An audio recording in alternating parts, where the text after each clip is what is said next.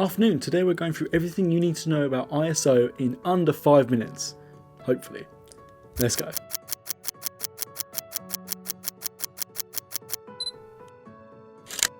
I say hopefully because every time I try and set a time limit I end up going over it, but we will try. And before we get into the video, if you don't mind, drop a thumbs up down below. It massively helps me out. It will push this to other photographers that are budding and new and trying to find out about this stuff as well. Also, if you don't mind subscribing, it will massively help me out, and in exchange for you hitting a button, I will try to entertain you once or twice a week. I think it's a fair deal.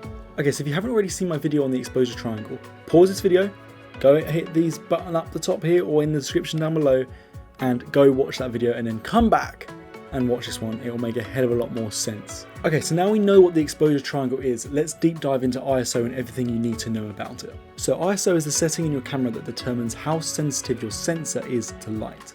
The higher your ISO, the more sensitive your camera will be to light, and because of this, it directly affects the overall exposure of your image. So a higher ISO means your camera is more sensitive to light, and a lower ISO means your camera is less sensitive to light.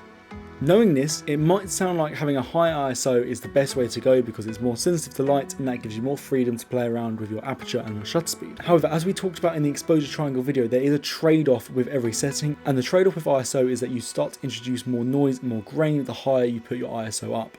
Because of this, it is best to keep your ISO as low as possible. Most cameras stop down to ISO 100, however some newer cameras and more expensive cameras can stop down to ISO 50. As you've heard there, ISO has a scale of measurement, and it starts at 50 or 100 depending on the type of camera, and then it goes all the way up, and different camera bodies can go up to different ISO numbers, so there's no set this is the end because it varies from camera to camera. However, what you need to know is that every time you double the number, so if you start on ISO 100 and then you put it up to 200, you're doubling how sensitive your camera is to light. 400 is then double as sensitive as 200, 800 is double as sensitive as 400, and so on and so on. So as I said, the higher you put your ISO, the more noise and grain you're introducing into your image. There is no set rule for you can go up to this ISO and you won't get any noise, anything like that, because it completely depends on the camera. It's completely dependent on the hardware and the sensor inside the camera, so there's no way of telling you specifically use these settings, because like Sony's are better in low light situations than some other cameras, and it just varies like this. So there's no set, you can go up to ISO 800 for example. You just need to get used to what your camera can do and how much grain you introduce and how much noise you introduce within your camera. So we now know that we want to keep our ISO as low as possible. So when should you actually increase it? There are going to be situations when you need to, when you're trying to get a look using a certain aperture or a certain shutter speed and you can't trade off them settings, you're going to need to trade off by upping your ISO. Also, in low light situations, you're not going to have a choice other than to increase your ISO unless you can put it on a tripod and use a really long shutter speed, for example, or anything like this. But if you're handheld shooting, you are going to need to up your ISO in order to get a properly exposed image. But a general rule of thumb is to try and keep your ISO to be the last setting you adjust, because the look of your image is mostly affected by the aperture and the shutter speed you're using.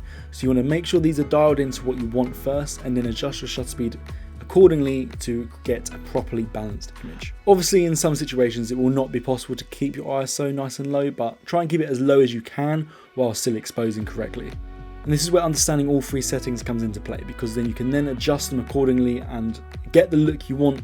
You know the effects you're having on the image by adjusting each setting, and then you can balance it enough to keep it low enough, but also get the look you're looking for with the aperture and shutter speed. So that's it. That's everything you need to know about ISO.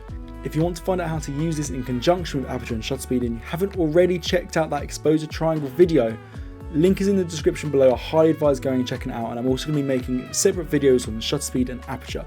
So if you want to check them out, hit the subscribe button and hit the notification bell so you get notified when those videos go live. As I said earlier, drop a thumbs up down below, it massively helps me out. That's all for me. I'll see you in the next one. Don't forget to take the shot, don't forget to play around with your settings and really get used to it. The only way to really learn how to use these settings is by doing it. So get out there and play around with them. Don't forget to take the shot. Peace.